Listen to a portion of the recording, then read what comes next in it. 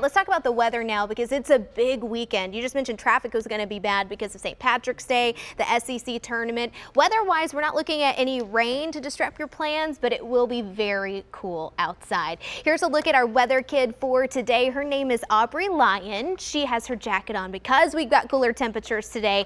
At 7 a.m., we're looking at temperatures in the upper 40s for the ride home from school today. Lower 50s expected outside. Such a stark difference from the 70s that we got yesterday. Here's our Power of 5 radars this morning. All of the rain that we had, rain and storms have pushed off east. We are not seeing a drop of rain at all across the mid-state, and that will be the case not only today, but through the weekend. And that is good news for a couple of our rivers that still have advisories and warnings on them. Still seeing a flood warning down in Decatur County, parts of Perry County, where it is still running very high. A flood advisory for the Cumberland River there in Clarksville, Nashville, and over to Wilson County. So a good stretch of dry weather will be good to continue to help that to recover.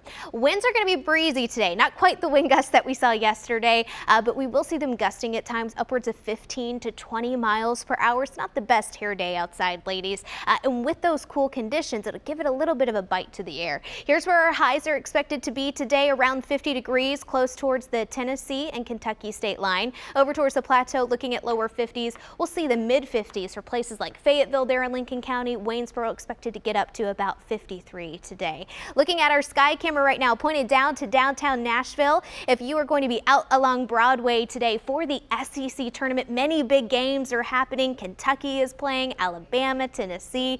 We're looking at breezy conditions around 6 o'clock heading into some of those games, and temperatures will at that point be back into the 40s. 47 around 7 o'clock with dry and cooler conditions. Definitely need to have the jacket or the coat versus how you feel about 46 around 8 o'clock that night. Temperature-wise overnight, we're going to be falling close to freezing. That's the big story for the weekend. Both Saturday morning and on Sunday morning, we will see some spots close to that 32-degree mark. Looking ahead towards Saturday, we'll see much more sunshine, but it's kind of a copy and paste forecast. With northerly winds in place, it's going to keep our temperatures in the lower 50s for afternoon highs. And then look at Sunday morning. This is 7 a.m. and many of you will be heading out to church.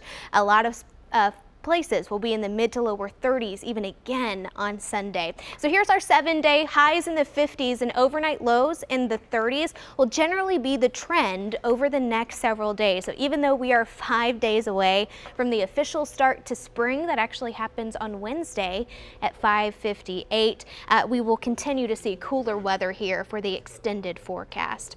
Our school of the day today comes to us from Trousdale County. Leland Statham got so many emails in from teachers and parents who wanted to shout out Trousdale Elementary School, saying they have the best staff and the best students.